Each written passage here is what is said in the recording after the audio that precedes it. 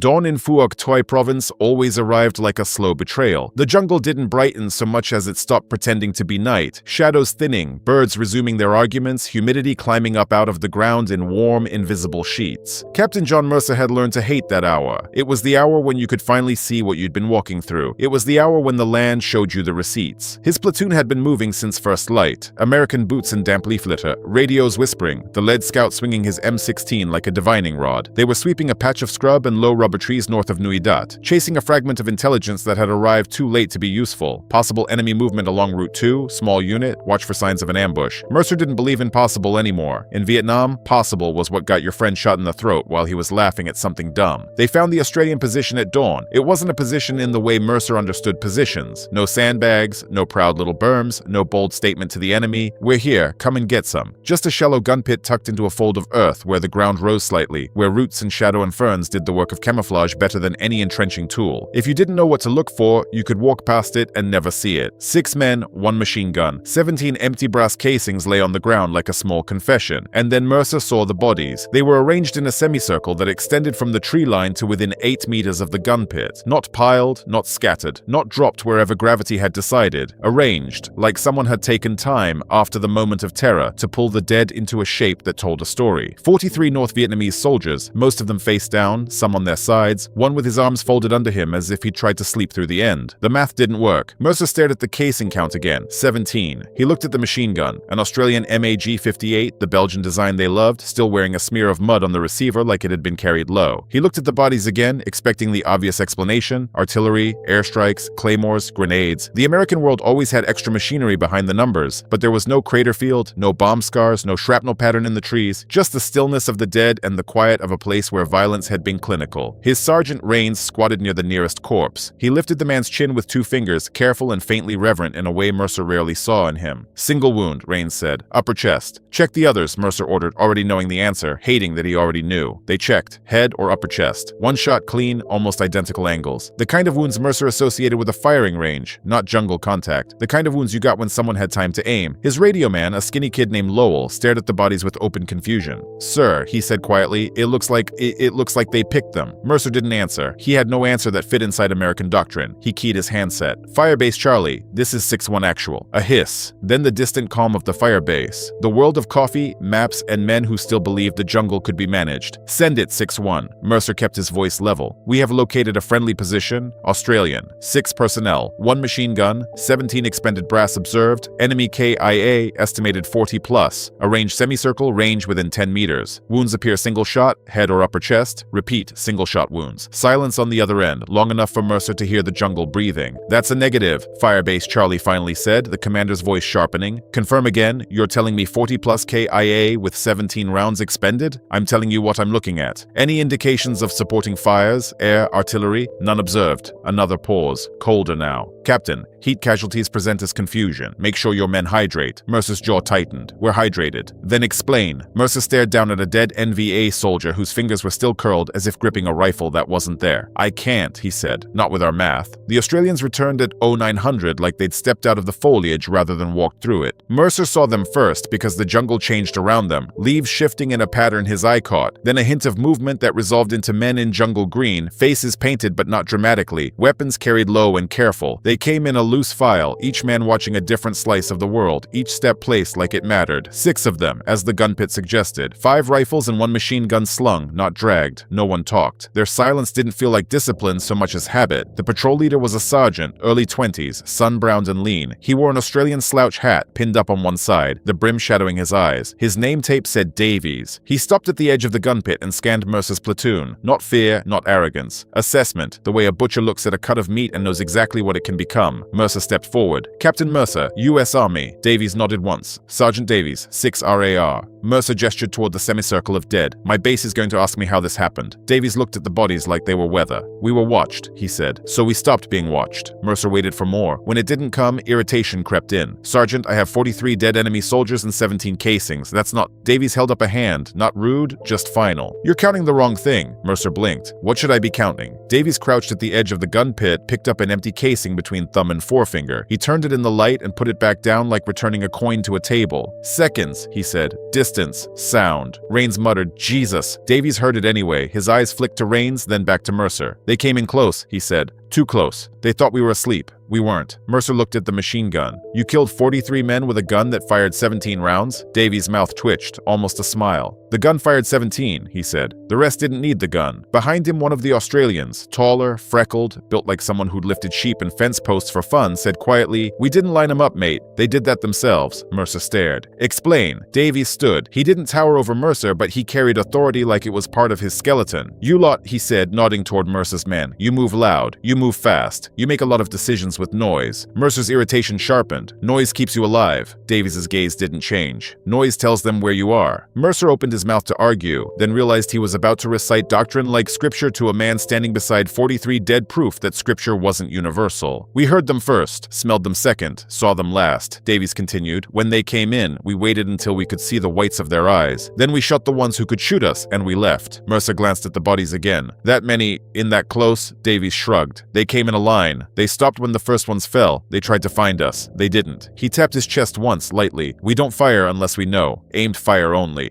"Aimed fire only," Mercer repeated. The taller Australian chuckled without humor. "Americans call it stingy," Davies corrected him. "Americans call it insane." Mercer looked at the 17 casings again and felt something uneasy settle in his gut. Not envy, not admiration, something closer to fear. The fear of discovering there were ways to fight that made your own way look like a brightly lit invitation. "Who taught you this?" Mercer asked. Davies' eyes drifted past Mercer into the green. "The jungle," he said, "and the blokes who lived in it before us." That afternoon, Mercer rode in a dusty Land Rover toward Nui Dat with the Australians, because his battalion commander had decided this was now his problem. "If the Aussies are doing something we're not, I want to know what," Colonel Haskins had said, stabbing at a map with a pencil. "Because my casualty lists are getting longer and my body count numbers are getting uglier. Go talk to them. Learn. Steal it if you have to. Steal it." Mercer sat in the back of the Land Rover, knees knocking against jerry cans, while Davies drove like he trusted the road even when it disappeared into ruts and red mud. The Australian beside Mercer, Private Mitchell, according to his name tape, chewed something that smelled like stale tobacco and watched the jungle like it owed him money. "You ever done Conungra?" Mitchell asked suddenly, casual enough to be suspicious. Mercer frowned. "What's that?" Mitchell grinned. "Jungle training. Queensland. 6 weeks of being miserable and learning to walk like you're not there." Mercer snorted. "We did jungle training in Hawaii." Mitchell made a sympathetic sound that somehow felt insulting. "Yeah," he said. "We've heard."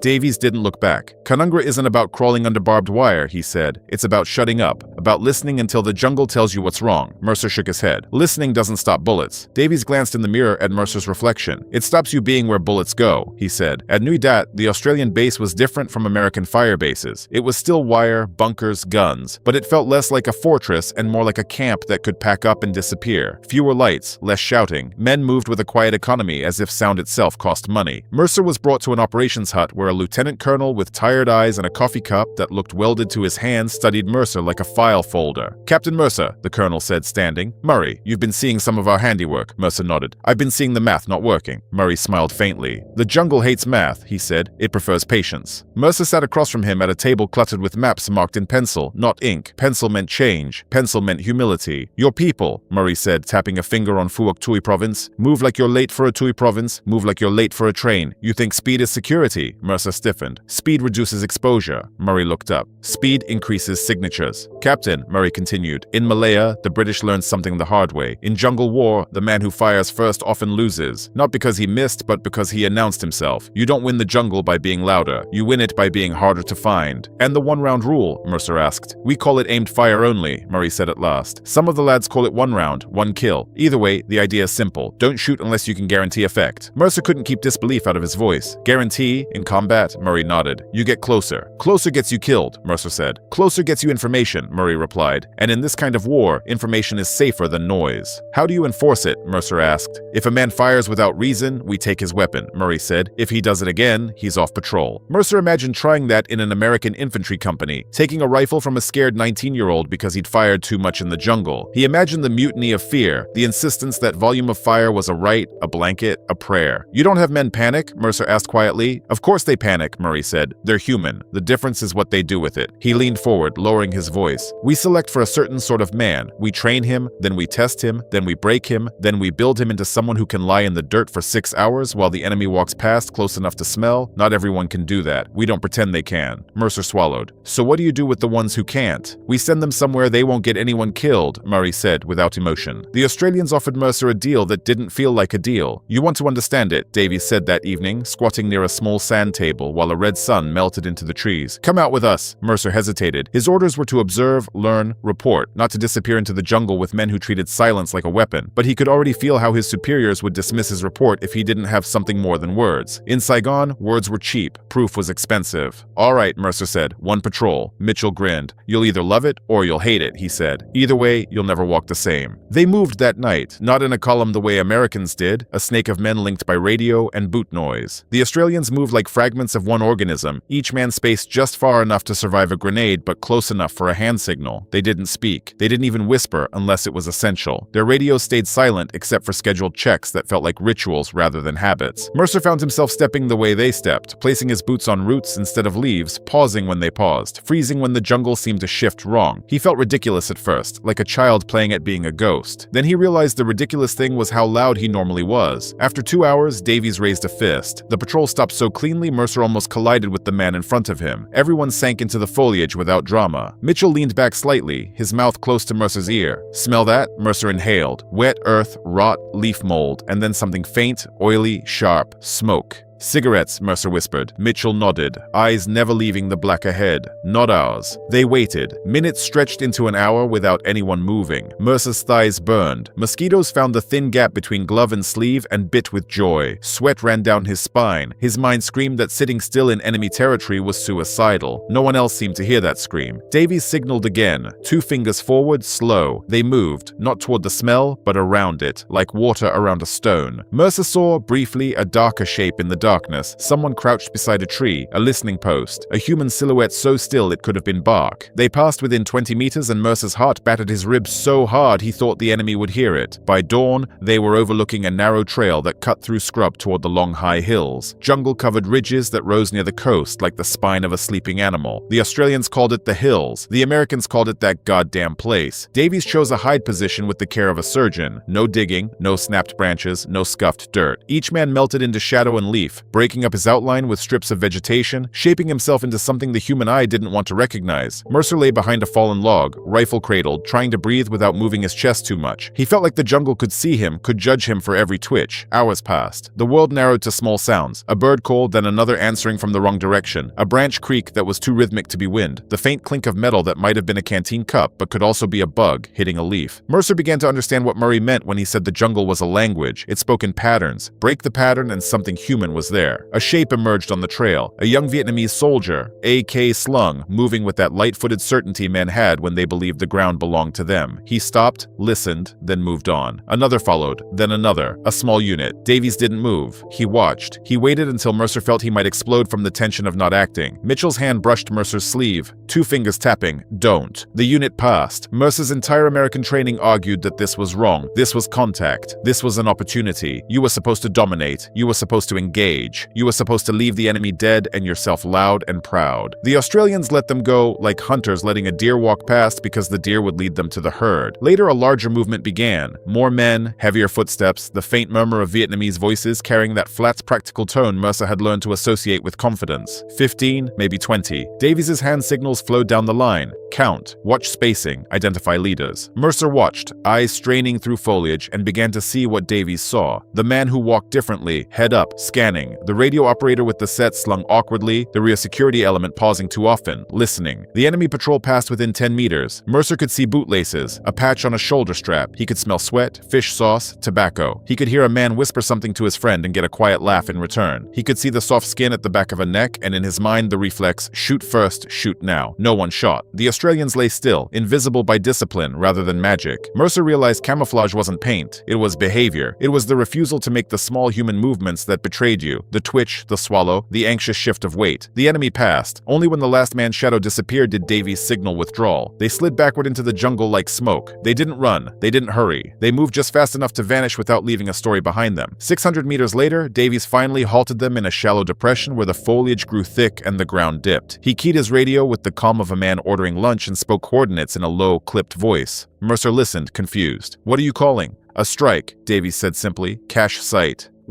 You weren't listening earlier," Mitchell whispered, a grin sharp in the dim green. "They walked like they were going somewhere important." "And because they came from the same direction twice," Davies added. 20 minutes later, the jungle shuddered with distant artillery. The sound rolled through the trees like a storm. Birds exploded upward. The ground trembled under Mercer's ribs. The Australians didn't flinch. They listened as if the noise were just another signal. When it ended, Davies looked at Mercer. "We didn't fire a shot," he said, "but we did the job." Mercer stared back through the foliage, imagining the strike crater chewing up earth and supplies and men who would never know what had watched them for hours. He felt something twist inside him. Not guilt exactly, not pride either. A grim recognition that war was not only about bullets, it was about who owned the quiet. Back at Nui Dat, Mercer sat with Murray again. Sweat dried into salt on his uniform, mosquito bites swelling on his wrists like small medals. "You saw it," Murray said, not asking. Mercer nodded. "You let them walk past," he said, voice still thick with disbelief. "You could have killed them." "Could have," Murray agreed. "Would have felt good. Would have made paperwork easy. Bodies are easy to count. But you didn't. The mission wasn't killing 15 men, Murray said. The mission was learning where 15 men go." "What's it cost?" Mercer asked. "It costs men," Murray said simply. "Not in casualties. In suitability. Some men can't do this. They need noise to feel safe. They need to fire to feel alive. In the jungle, that gets people killed. And the enemy? They learn," Murray said. "They always learn. But it takes them longer when the thing hunting them doesn't behave the way their math expects." Outside, the base settled into evening. Somewhere, an Australian soldier laughed, the sound quickly swallowed by canvas and distance. The jungle waited beyond the wire, patient as always, indifferent to doctrine. Davies appeared in the doorway, slouch hat in hand, eyes unreadable. "Captain," he said. Mercer looked up. "Yeah? We're going back out tomorrow night," Davies said. "Long High." Mercer felt his stomach tighten. "That's the forbidden zone." "It's only forbidden if you announce yourself," Davies said. "You coming?" Somewhere in the back of Mercer's mind, American doctrine shouted that this was reckless, unnecessary, insane. But the jungle didn't care about shouting. The jungle cared about who could disappear. Mercer stood. "Yeah," he heard himself say. "I'm coming." The long high hills didn't look like much from a map. A coastal spine northeast of Vung Tau. Ridges, gullies, and jungle folds drawn in tidy contour lines. On paper, it was just terrain. In the briefings at American headquarters, it was something else. A shape people avoided. A place spoken about in that careful tone soldiers used when they didn't want to say graveyard out loud. The Australians treated it like a workplace. No pre-patrol pep talk. No loud checking of magazines. No ritual jokes to bleed off fear. Davies gathered his 6 men in a half circle behind a bunker, spoke in a voice that barely rose above the hiss of insects, and handed out roles like he was assigning chores on a farm. "Mitchell point," he said. "Cooper rear, Thompson on the gun. Mercer, you stay where I can see you. You don't move unless I move you." It wasn't insulting. It was practical. Mercer was a foreign object in a system built on instinct and repetition. They stepped into the dark. The wire line fell behind them, and with it fell the comfort of everything American doctrine promised. Quick reaction forces, artillery fans, helicopters that could rip you out of trouble. The Australians moved like that comfort didn't exist, or like it was irrelevant even if it did. They crossed scrub first. Thin trees, brittle grass that wanted to crack under boots, then entered heavier cover where the jungle thickened and the air changed. The smell became deeper, rot and sap and wet stone. The kind of smell that seemed old enough to have history. Mitchell led without looking like he led. He watched the ground, branches, space between shadows. He paused at places that looked identical to Mercer and flowed onward as if the jungle had whispered something private to him. After 2 hours, Davies stopped them in a shallow hollow between ridges. No one spoke. Mitchell squatted and ran his fingers through leaf litter like he was reading Braille. Davies shifted slightly. "You hear that?" he whispered. Mercer held his breath. At first nothing, then faintly, the soft thunk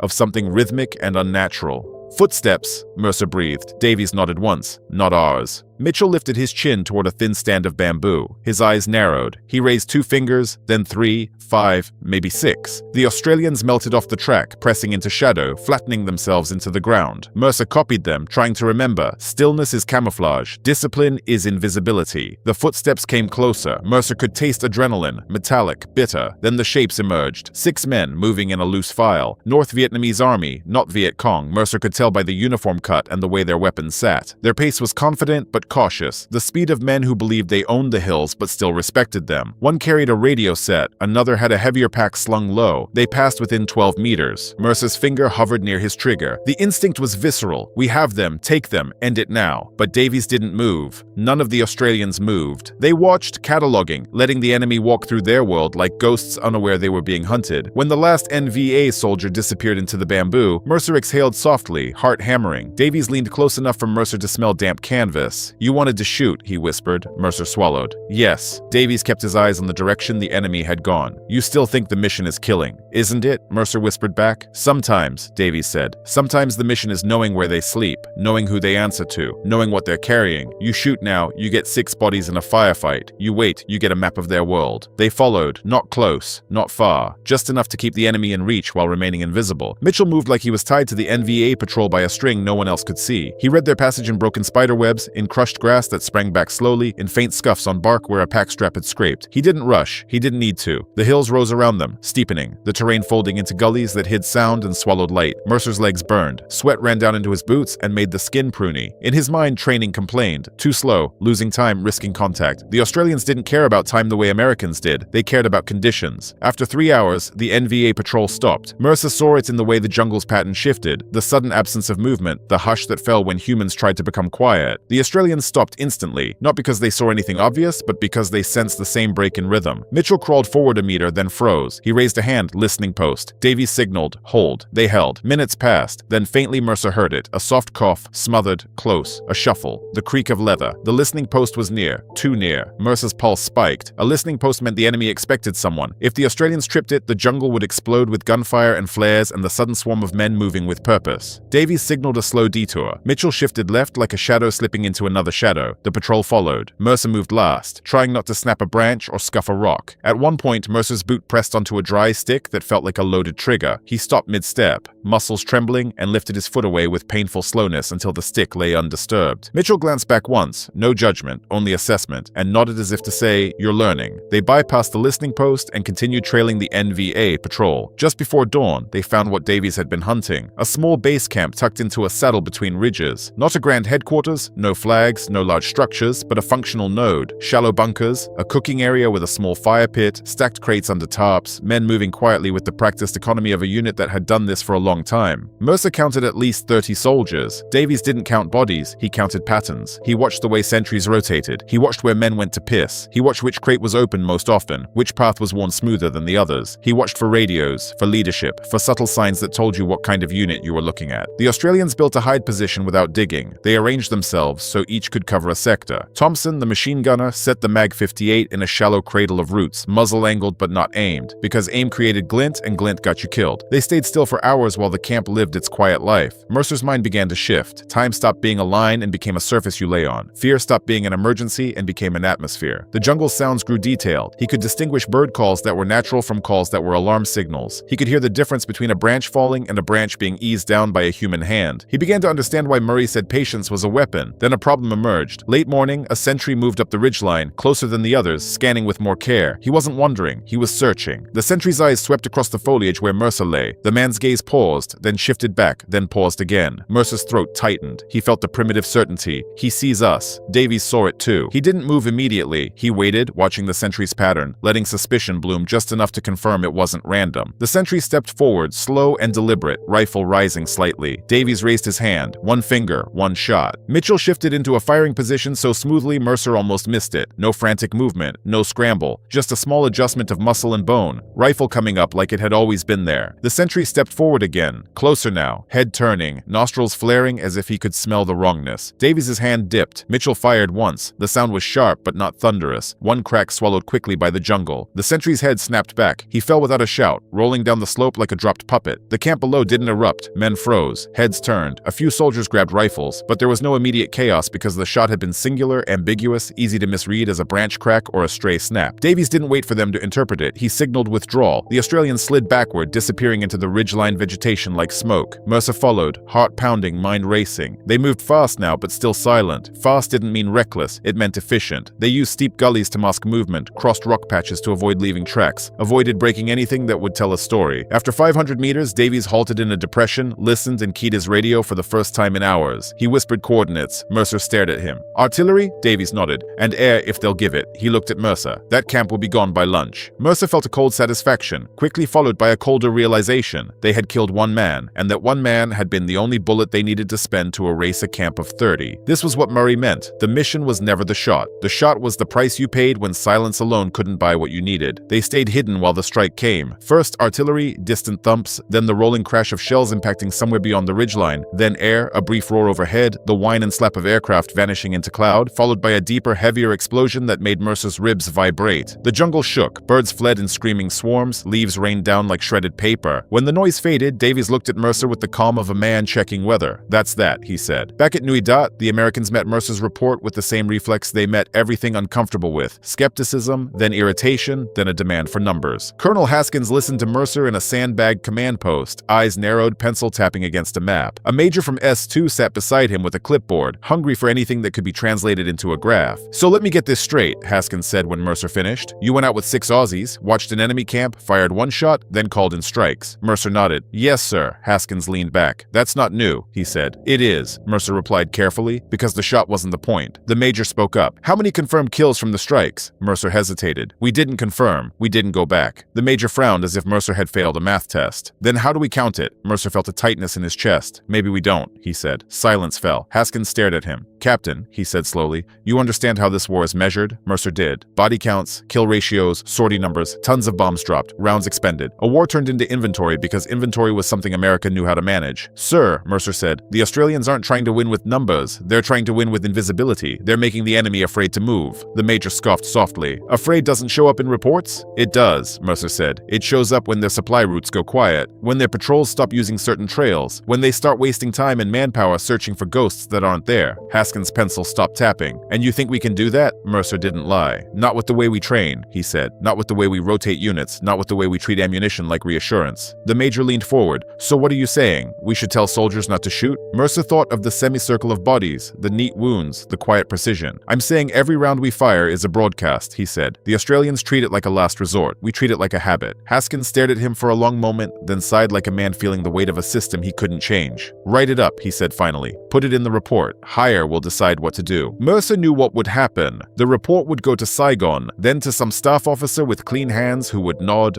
file it, and return to counting what could be counted. But something had already changed in Mercer. He found Davies that evening, sitting outside a bunker, cleaning his rifle with slow care, tending a tool, not worshipping a weapon. Mitchell sat nearby, sharpening a knife that looked older than both of them. Mercer approached and sat on an ammo crate. Davies glanced up. How'd your colonel take it? He wants numbers, Mercer said. Mitchell chuckled. Of course he does. Mercer rubbed a hand over his face, feeling grit and sweat. Why do you arrange the bodies? He asked suddenly. The question that had haunted him since dawn. Davies paused, cloth halfway down the barrel. We don't always, he said. Sometimes it's just how it ends up. Sometimes it's for our own blokes, Mitchell added. So, when an American patrol stumbles onto it, they know it wasn't random. They know it was deliberate.